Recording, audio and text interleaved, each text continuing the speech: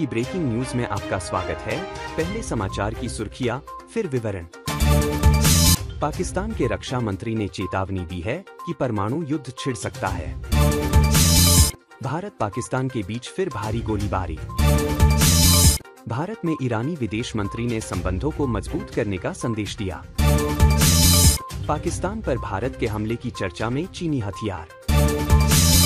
पाकिस्तान के रक्षा मंत्री ने चेतावनी दी है कि परमाणु युद्ध छिड़ सकता है।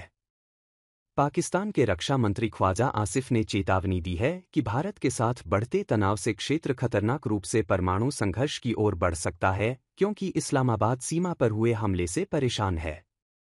पाकिस्तान भारत द्वारा किए गए ऐसे हमलों को युद्ध कार्रवाई मानता है। बुधवार 7 मई को जियो न्यूज को दिए एक साक्षात्कार में आसिफ ने चेतावनी दी कि मंगलवार आधी रात को पाकिस्तान और आज़ाद कश्मीर में भारतीय हवाई हमलों के बाद तनाव बढ़ने का खतरा बहुत वास्तविक है। पाकिस्तान की inter services public relations (ISPR) ने कहा कि भारतीय सशस्त्र बलों द्वारा कम से कम 6 स्थानों पर समन्वित हमले किए गए, जिसमें मस्जिदें और बुनियादी ढांचा परियोजनाएं भी शामिल हैं।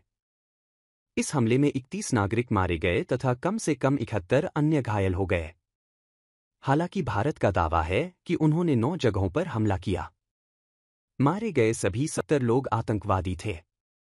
नागरिकों को निशाना नहीं बनाया गया। पाकिस्तान के रक्षा मंत्री ने चेतावनी दी है कि परमाणु युद्ध छिड़ सकता है। पाकिस्तानी गोलाबारी में भारतीय सैनिक शहीद।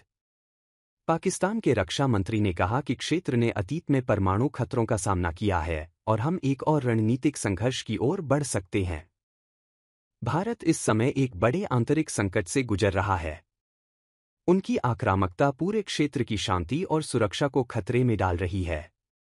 इस दौरान पाकिस्तानी प्रधानमंत्री शहबाज शरीफ ने भारतीय हवाई हमले में मारे गए लोगों के खून की एक एक बूंद का बदला लेने की कसम खाई है।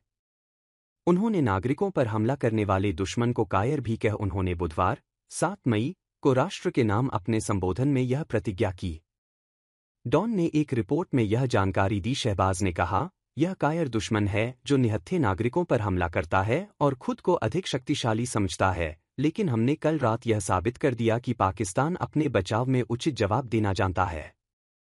राष्ट्र सशस्त्र बलों की बहादुरी और शक्ति को श्रद्धांजलि देता है।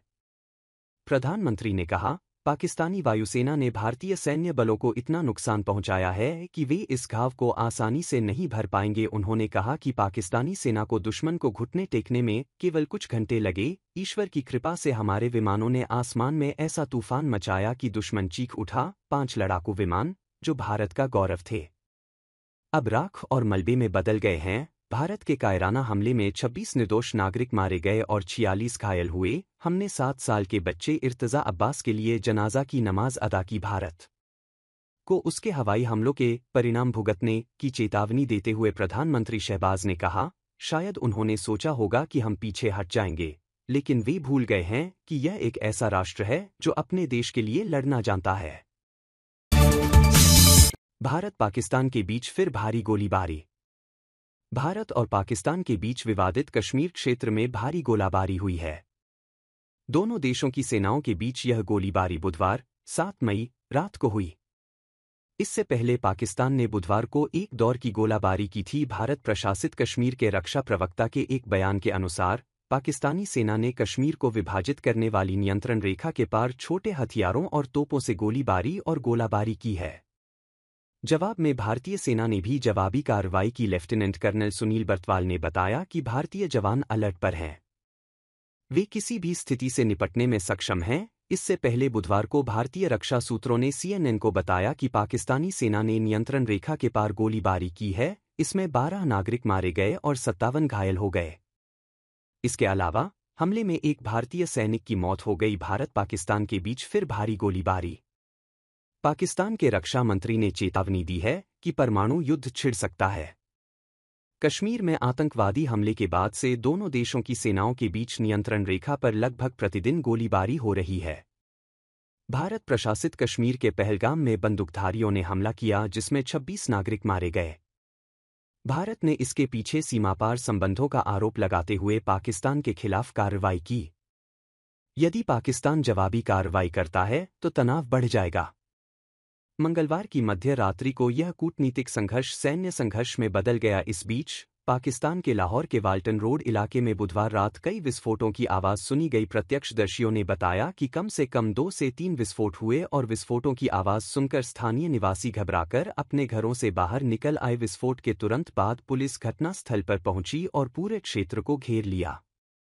सुरक्षा कारणों से आम जनता को घटनास्थल पर जाने से रोक दिया गया है तथा आवाजाही पर प्रतिबंध लगा दिया गया है। स्थानीय मीडिया पर प्रसारित फुटेज में विस्फोट के बाद क्षेत्र में धुएं का गुबार उठता हुआ दिखाई दिया।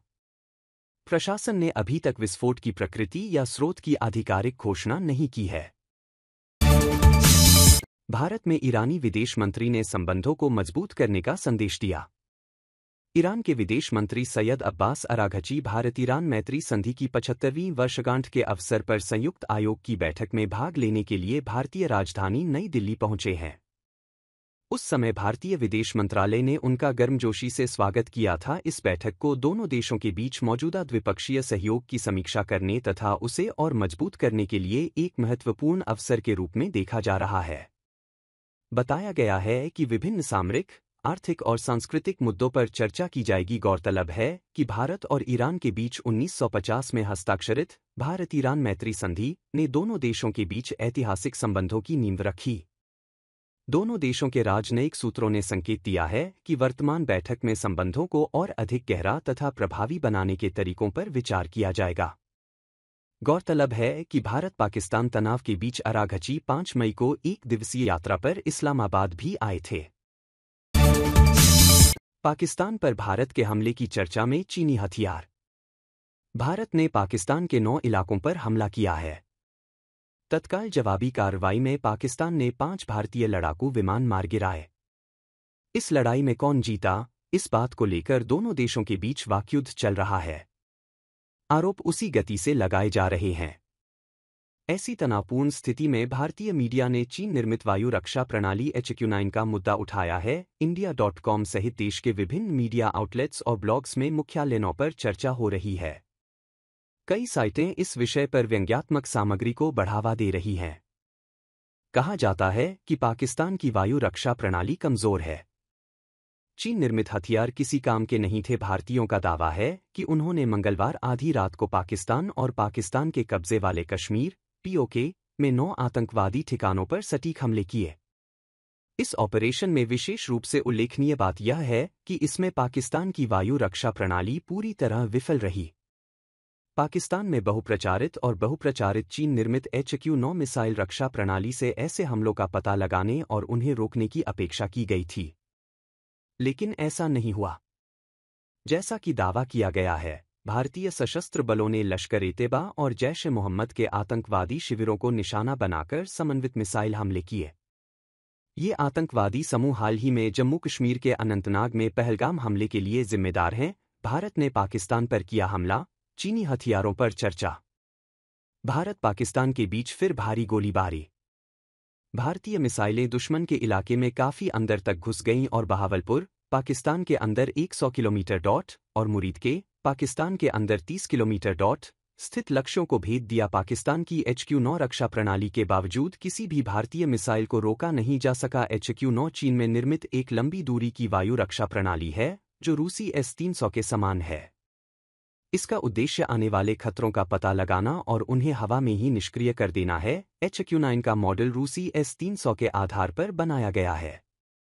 हालांकि इसका hybrid design, radar, Sikar head और C2 घटक अमेरिकी और इजरायली तकनीक से काफी प्रभावित हैं। यह मिसाइल ट्रैक वाया मिसाइल प्रणाली का उपयोग करती है, जो जटवीय मार्गदर्शन, मध्य पाठ्यक्रम अपलिंक और टर्मिनल सक्रिय रडार का एकीकृत अनुप्रयोग है। डिफेंस इंटरनेशनल में 2001 में प्रकाशित एक लेख के अनुसार यह वायु रक्षा प्रणाली 6.8 मीटर लंबी है तथा इसका वजन लगभग 2 टन है। पहले और दूसरे चरण का व्यास क्रमशः 700 मिलीमीटर और 560 मिलीमीटर है। इस बम का वजन 180 किलोग्राम है। यह ट्रांसपोर्टर इरेक्टर लॉन्चर से मिसाइल दागने में सक्षम है। ऐसा कहा जाता है कि यह प्रणाली दुश्मन की मिसाइलों का पता लगाने और उन्हें आसमान में ही नष्ट करने में सक्षम है। इसके अलावा यह विशेष समय पर दुश्मन के ठिकानों पर मिसाइल हमला करने में भी सक्षम है, लेकिन भारतीय मिसाइल द्वारा सफलतापूर्वक हमला किया जाना यह दर्शाता है कि या तो प्रणाली दुश्मन की मिसाइल का पता लगाने में विफल रही या समय पर प्रतिक्रिया देने में असमर्थ रही। इससे पाकिस्तान के रक्षा बुनियादी ढांचे की विश्वसनीयता और आयातित चीनी सैन्य प्रौद्योगिकी की प्रभावशीलता पर गंभीर सवाल उठते हैं। हालांकि पाकिस्तान ने 5 भारतीय लड़ाकू विमानों को मार गिराने का दावा किया है। पाकिस्तानी प्रधानमंत्री शहबाज शरीफ ने कहा कि पाकिस्तानी सेना को दुश्मन को घुटने टेकने में केवल कुछ घंटे लगे। ईश्वर की कृपा से हमारे विमानों ने आसमान में ऐसा तूफान मचाया कि दुश्मन चीख उठा। भारत का गौरव रहे 5 लड़ाकू विमान अब राख और मलबे में बदल गए हैं। प्रधानमंत्री ने कहा कि पाकिस्तानी वायुसेना ने भारतीय सेना को इतना नुकसान पहुंचाया है कि वे इस घाव को आसानी से नहीं भर पाएंगे।